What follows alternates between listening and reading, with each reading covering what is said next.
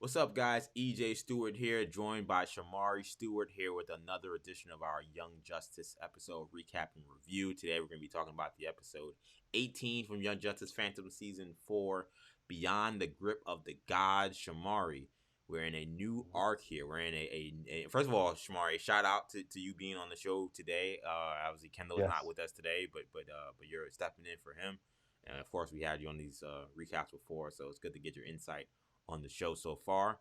And we're stepping into, I think, a cool arc. I know it's an arc that I know you're probably gonna be excited about, considering the insertion of the new gods. We got to see Orion. We got to see the High Father. I mean, we got to see a lot of cool stuff from this episode. So, of course, this episode is going to be centered around the. Oh, that's the wrong picture there. No, this episode is going to be centered around this arc right here, which is, of course, the arc centered around Rocket, who's one of the original members of the quote unquote team of the Young Justice that we saw from season one. And it's a little bit of a surprise because, again, like I said last week when we did our recap, or 2 weeks ago when we did the recap with Kendall, that I assume a rocket arc would center around some more milestone stuff, maybe some stuff centered around Dakota City. So interesting move to take Rocket, who we learn in this episode is a member of the Justice League, a full fledged member, and move her into a new an area maybe not as familiar to her in the previous canon, but it gives you a pretty fruitful ways to go in terms of storytelling elements. Yeah. Yeah. I mean, it's very interesting. Um, I mean, yeah, as you know, EJ, of course, I'm pretty excited about this arc. Um, curious as to what we're gonna see. Um, in my opinion, I think it's off to a pretty strong start. To be honest, it's pretty cool. Um, a lot of a lot of stuff going on. Um, in this arc, which I'm sure I'm sure we'll which I mean it just started too, this first episode. I'm sure we'll get into that, but yeah, it is very exciting, very very exciting. It is exciting, and I think that for me, I think one of the things that was probably most exciting, or rather, I think was smart, was how they first kind of introduced us to Rocket's kind of family life, and we see some of the struggles that she's currently dealing with right now. She Mm, has this young son who is autistic, and we shout out to Greg Weisman. We always speak about how a great job he does of bringing different aspects of real life into these characters, and I really thought it was neat to see him kind of do this with this story. We've seen him do it with non-binary characters. We've seen him do it with various different mental illness, suicide, or not suicide. I think hopefully not with Beast Boy, but depression for sure. And this mm, is kind of a different element we had here. Her, we see co-parenting here. We are introduced to her ex-husband, who is still in the picture and still splitting time parenting their young son. So I just thought that was a really kind of it was a really eye-opening way to kind of reintroduce Rocket to many of us who haven't seen her in many years. But I thought it was a cool way to do it. yeah, yeah, it's definitely very interesting. And you're right, he definitely does throw those real life things into these shows. Which is a very which I think is just it's very interesting. It just adds more to the characters and it kind of fleshes them out more, makes them seem more real. And less of just like a cardboard cutout. Yeah, So, um, but yeah, yeah, I did think that was very interesting. It just showed kind of how, um, I guess, just the difficulties of raising a child with autism or potentially with autism. right. Since they're thinking about, I guess, getting him tested for that and everything. So, um, yeah, so that was a very interesting introduction. And then when we move past that introduction, we then see kind of where Rocket is as a hero. Again, she's a full fledged member of the Justice League.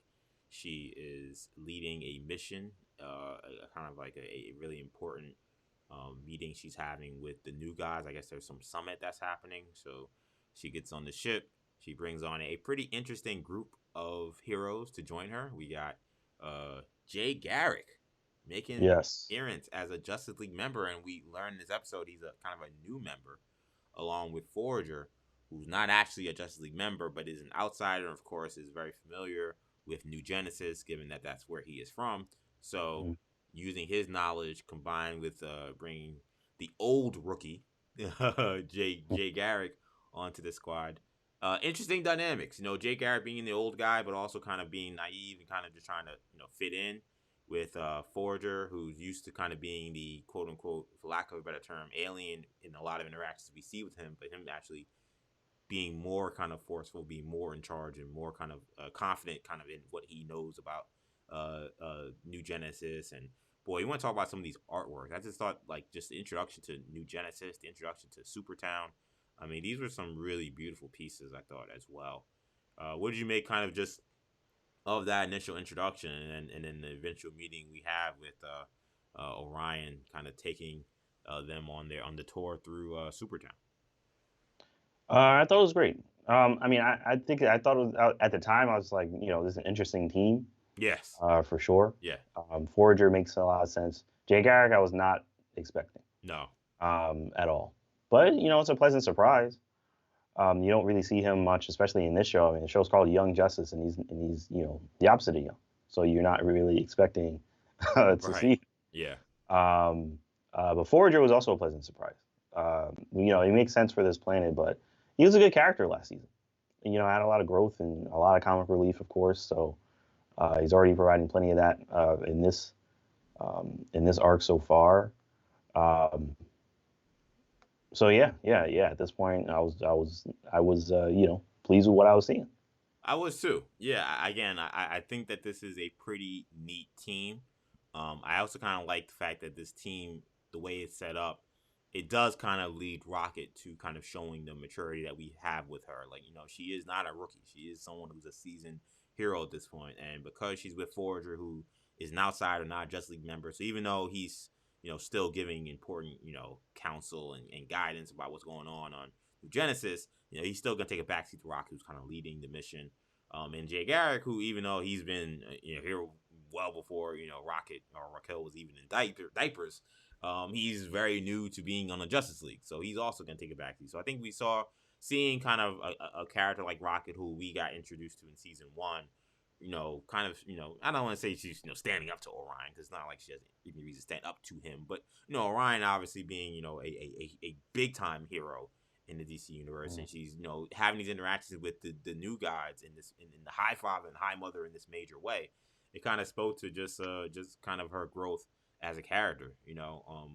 We kind of expect some of the growth that we've seen from Aquaman, from Nightwing. Of course, we not got introduced to yet in this season, but Artemis slash Tigress, like though that growth that is a little more maybe obvious, but I thought it was neat to see Rocket, who we only saw a little bit in season one. I've only seen bits and pieces since then. To see her in this role, I thought was really cool. Yeah, it was. It really was. And I just love seeing that kind of growth. Yeah. From season to season. So it was really cool seeing her in that role, seeing her, again, seeing her home life in the beginning, and then contrasting that to her superhero life and her having to take on a lot more responsibility as a member of the Justice League, as well. So yeah, I would say I definitely agree with that. And I think there's probably some meta commentary there about the strength of single moms, and what they can do. That's something that Hmm. we all, I think, a lot of people can relate to for sure, and can identify with. And she's a single mom, but she's a key member of the Justice League, going on missions to help keep the galaxy safe. I mean, I think that there's definitely something there that Greg Weisman and Brandon Vietti also wanted to kind of tell with this story that so far I think has been strong. The conflict in this story is kind of twofold, and it begins with this other bug that we're introduced to, who is stealing this weapon from the kind of the armory of Super Town, and this new bug, who we also known as Forager, is called Forager. Though we learned from Forager that this is a female bug, and I assume it's because she's purple, but I don't know for sure. All Forager said was, "Isn't it obvious that she's a female?" And I couldn't tell anything other than her being purple. But we see her stealing this item, and that kind of leads to the team having to then try to figure out what was stolen and why was it stolen. Um, when we get back to see this lady forager with her family, they definitely don't seem to be the kind of terrorist type. So it didn't quite make sense as to why they wanted this weapon or what they were gonna do with it. You see, eventually she gives it to the little kids to play with. So something didn't add up. Something didn't make all that much sense. But it made more sense when we saw the insertion of Apocalypse into the story, and that's where things got really interesting in many ways. Number one, we learned Malafalak, whose name I always get butchered on the first try. You'll be here to correct me. But he is involved, and he was the influence behind the stealing of this weapon that was then manipulated to be very dangerous and potentially cause great damage.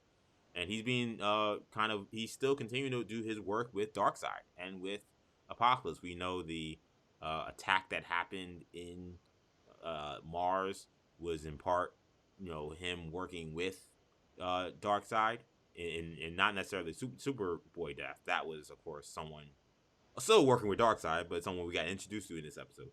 But other things that were happening, we learned that he's been working side by side with Darkseid, or at least with Apocalypse, trying to show his worth and trying to kind of lead his way. And then we're also introduced to a new person, as it seems like Darkseid is indeed willing to kind of play ball with Malafalak and allow him to really be, part of the squad, so to speak. And we're introduced to the man that we've been kind of talking about for a long time, Sham. We've been asking, who is this black gentleman with the dreadlocks? Kendall's referred to him as, Killmonger or Painkiller. That's he said either of those two guys. And I don't know about you, Sham, but when I got the reveal of who this was, it was shocking to me. We learned that this gentleman is none other than Lor-Zod, who is the son of General Zod. And the whole Zod thing in this episode doesn't end there. So we're just getting started with the Zod stuff. But Sham, from the stealing of the weapon to seeing how it all tied into Apocalypse and eventually the reveal of Lor-Zod, what did you make of kind of how all this shook out? I was pretty surprised at how everything went down. Very interesting. So very, very interesting. So as you mentioned, Malafalak is back, which I was very pleased to see. Yes, so he's a very good character.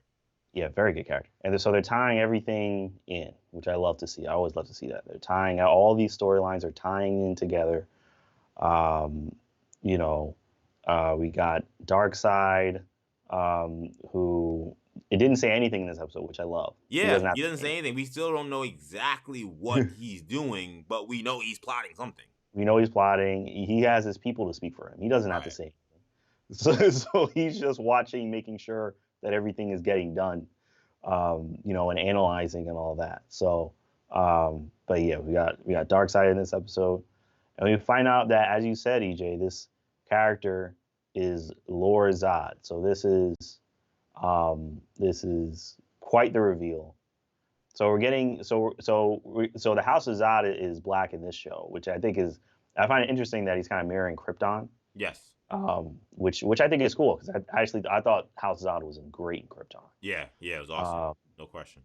So I think that's pretty cool, but it's very interesting, So the House Zod, it seems, at this point, is working with Darkseid, which is quite the fearsome dynamic. Yeah, that's trouble for everybody if that's happening. Yeah, so that's a pretty big deal. So I'm very, very excited to see where that leads. So it's interesting that you make the point about that you think that House Zod is definitely working with Darkseid, because the way I saw this, I mean, initially, that was my initial read. When I saw it, it's like, oh, wow, okay, that's the initial read I would have too. But it does get interesting, and only for the sake of continuing this conversation, I'm going to jump to the end, because it doesn't spoil anything that happens in terms of the plot on Supertown.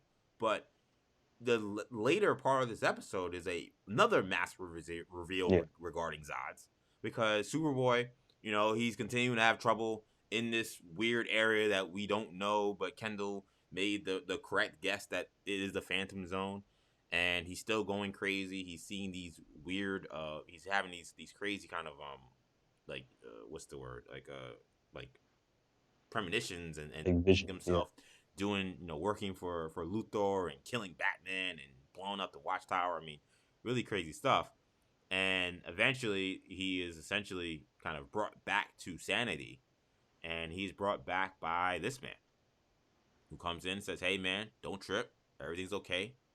You didn't have any bad shrooms or anything like that. Everything's good. You're in the Phantom Zone, so you're dealing with some Phantom Zone sickness, some craziness, but you'll be fine if you just kind of remember who you are."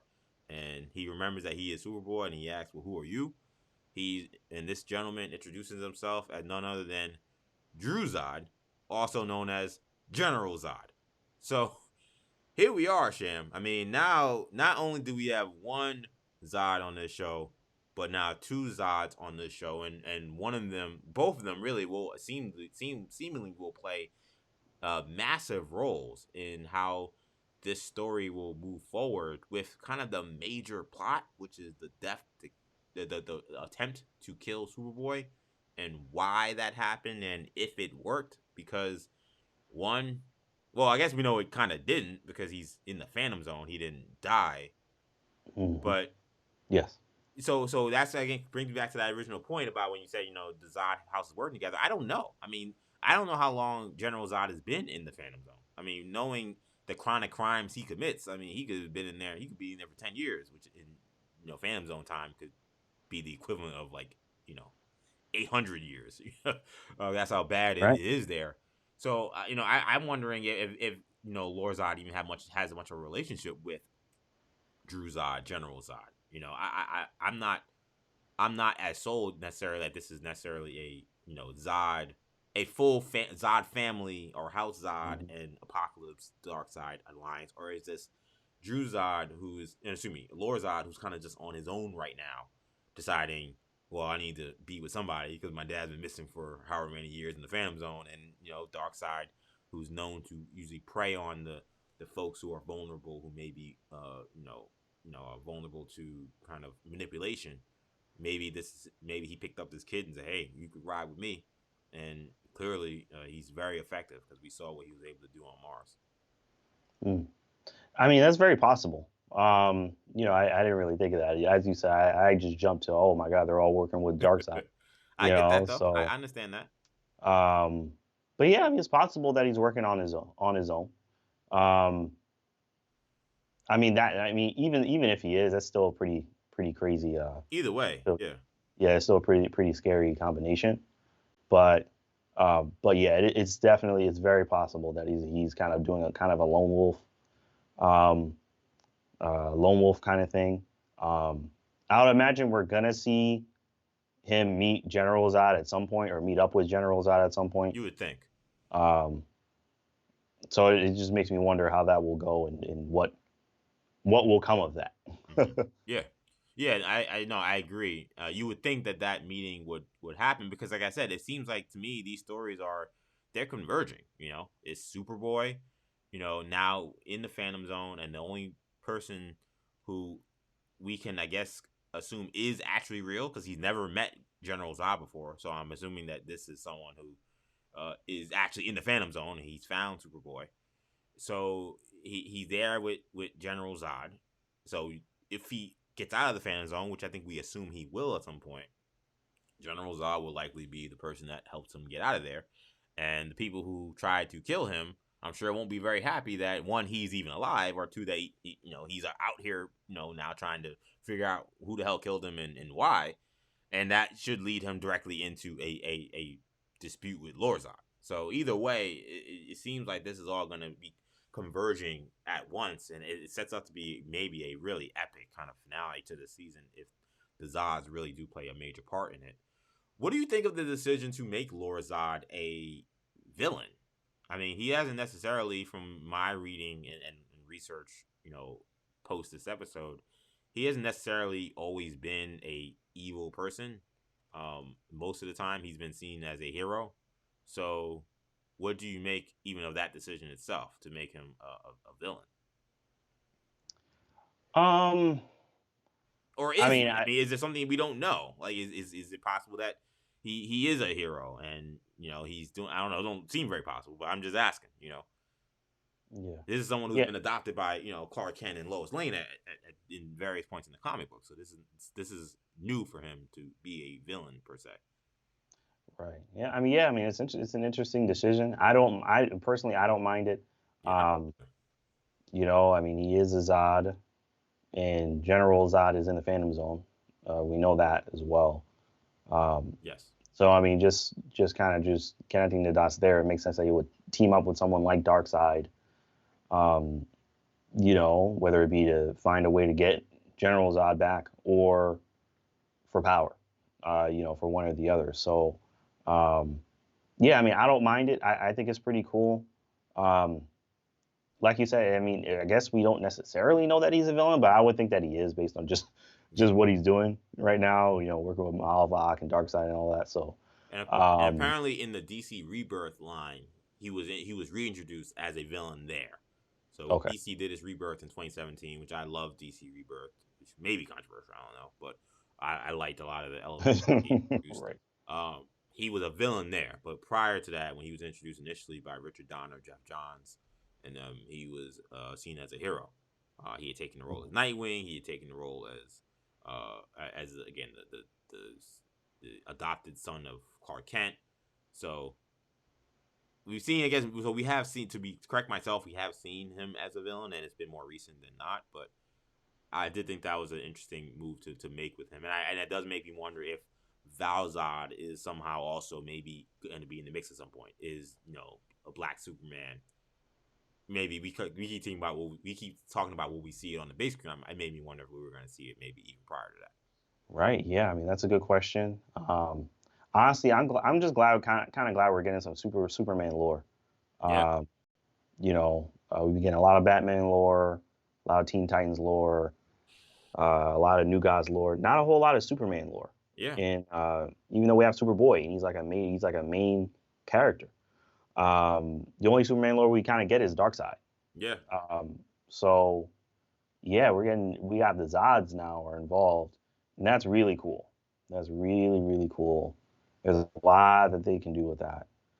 Of course, EJ, as you know, I'm watching Superman and Lois, and has me wanting to watch Smallville again. Has me wanting to go back. I mean, there's a lot. Superman, his kind of world is kind of very underrated, honestly. Yeah, Um, you can really get lost in it, as anyone who's watched Superman the animated series knows as well. So yeah, it's really really cool, and I think there's just so many possibilities of what they can do. absolutely. There's a lot of possibilities.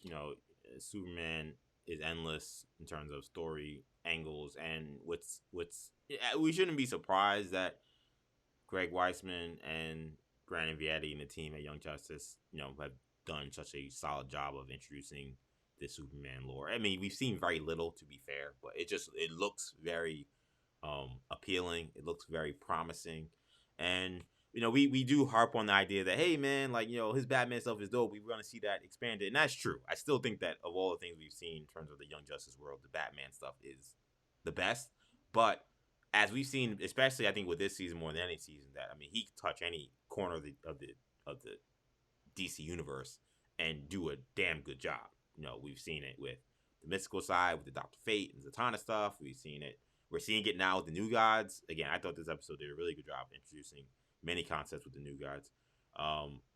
We've seen, and of course, we've seen it with the Gotham stuff. So we've seen from this season alone, Mars, all the stuff he did on Mars with Martian Yep. Manhunter stuff. I mean, Brandon and Greg are students of the game, and the people on work on the show are students of the game, and you can't help but really respect that.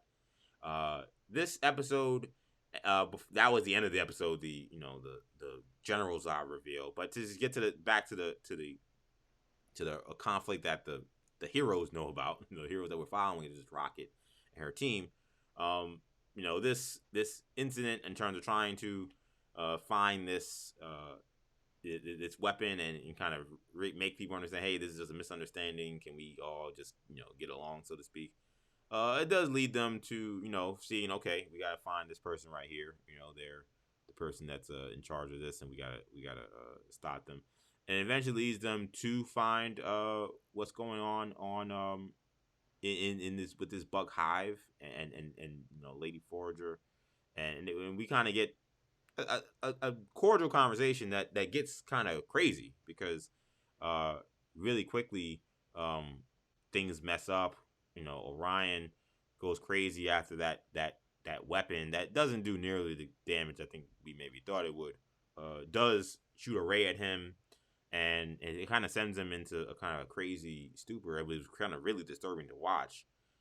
Rocket doesn't help the situation by trying to encase him in one of her bubbles, which we see earlier in the episode that he's not comfortable being encased, and it took one of the new gods to say, "Hey, man, he's claustrophobic. You can't do that. Like, if we're gonna calm down, it's gonna have to be letting him loose to start."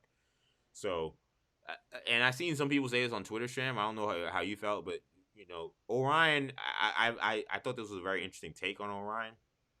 I've seen some people make the case that perhaps this is Orion being introduced as an autistic superhero because this outburst here where not to say that autism isn't necessarily linked to anger, but you see this outburst here which is not so unfamiliar to some of the outbursts we saw from this Rocket son earlier, but even just sometimes like his way of like communicating with Rocket seemed very shallow, seemed not necessarily the most thoughtful, seemed a little coarse, which is similar to again what we saw from her son earlier in the episode.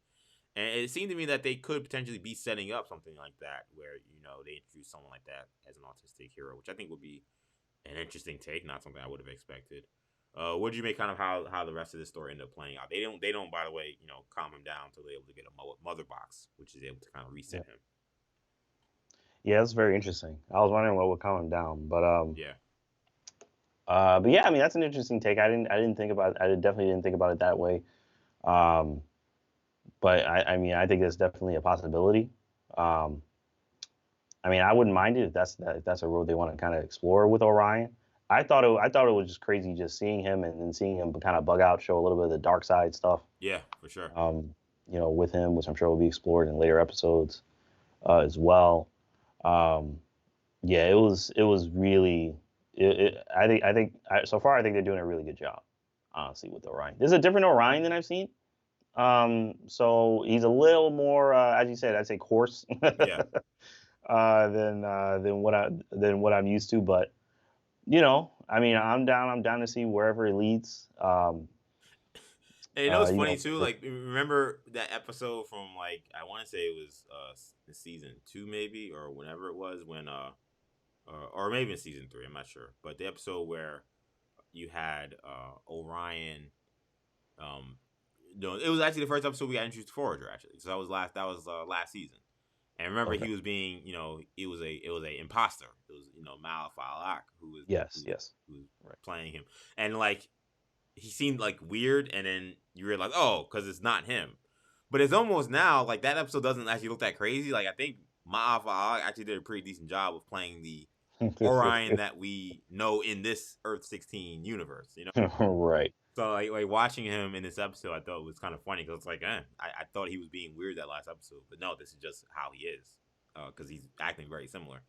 So right, we the Ma'afa'alak critiques of his acting skills, it should be put to bed because he did a pretty decent job in hindsight.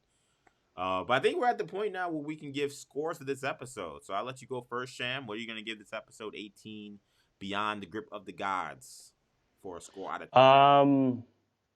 I'll give it an 8.8. Not quite a 9, but I put it above an 8.5. I thought it was decent.